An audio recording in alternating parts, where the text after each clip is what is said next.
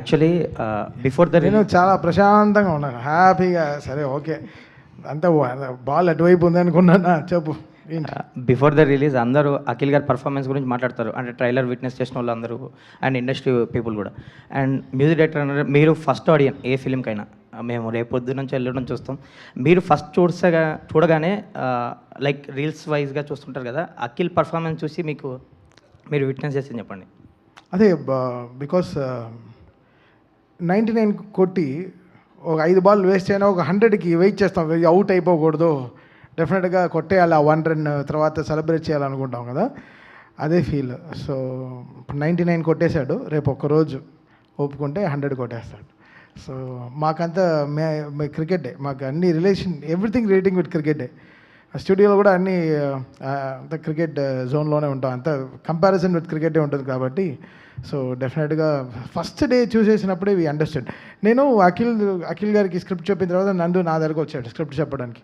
చెప్తే ఉండే ఈమోజీలో ఉండే అన్ని బాంబులు పంపించాను అఖిల్కి, ఉండే బాంబులు, కత్తిలు, కటార్లు అవన్నీ పెట్టి అఖిల్ ఇంత పెద్ద మెసేజ్ పెట్టాను, ఈ సినిమా అసలు వదలదు, ఇది వేరే లెవెల్ ఫిలిం, దీన్ని నెక్స్ట్ లెవెల్కి తీసుకెళ్దాం, ఈ లెనిన్కి కాటన్ కూడా కలుపుదామని ఫిక్స్ అయిపోయాం. అఖిల్ గారు ఆల్ ది బెస్ట్ అండి మీకు కూడా. మనం థ్యాంక్ యూ రాజేష్ గారు, చాలా డీసెంట్గా అడిగారు. నాగార్జున అన్నపూర్ణ స్టూడియోస్ ద్వారా అఖిల్ని చైల్డ్ ఆర్టిస్ట్గా మీరు పరిచయం చేశారు. అన్నపూర్ణ స్టూడియో ఫస్ట్ ఫ్లోర్లో వేసిన సెట్లో తను యాక్ట్ చేస్తున్నప్పుడు మీరు కానీ అమల్ గారు కానీ అక్కడ దగ్గరుండి చూసి ఎంతో మురిసిపోయారు. అక్కడ ప్రత్యక్ష అప్పుడు నేను చూడటం జరిగింది. సో అలా తర్వాత మళ్ళీ ఇప్పుడు ఒక మాస్ హీరోగా అఖిల్ ఈ సినిమాతో ఫుల్ ప్రెజెడ్గా కమర్షియల్ అవుట్ అండ్ అవుట్ కమర్షియల్గా చేస్తున్నట్టుగా ఈ ట్రైలర్స్ కానీ ఇవన్నీ చూస్తే అనిపిస్తుంది. మీరు కూడా క్లాస్ సినిమాలతో మాస్ బ్లాక్ బస్టర్ హిట్లు కొట్టిన చాలా సినిమాలు ఉన్నాయి. సో ఒక ఆర్టిస్ట్గా మీరు అఖిల్ గురించి ఏం చెప్తారు? అంటే అఖిల్ గురించి చెప్పడం అంటే మాస్కి సూట్ అవుతాడా లేదా అన్నదా?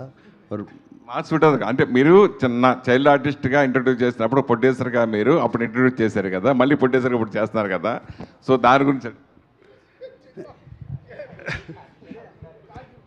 అప్పుడు ఆయన డైపర్ కూడా వేసుకోలేదండి.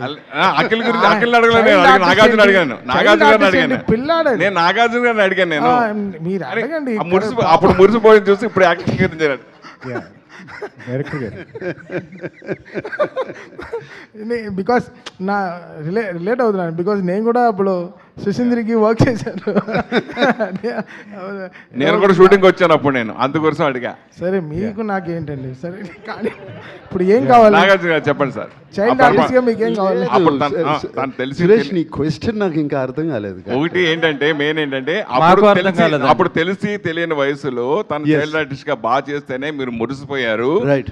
ఇప్పుడు ఇప్పుడు ఇప్పుడు ఎలా మురిసిపోయారు చిన్న సినిమా చూసిన తర్వాత అని అడిగా. చాలా మురిసిపోతున్నాను, చాలా మురిసిపోతున్నాను. ఆ వయసులో ఎవరైనా మురిసిపోతారు. తర్వాత మామూలు జనరల్గా నాన్నగారు చేసిన శ్రీదేవి నాన్నగారితో చేస్తారు, తర్వాత మీతో కూడా చేశారు. అవును, మీతో చేయాలని హీరోలు అందరూ కలగంటూ ఉంటారు.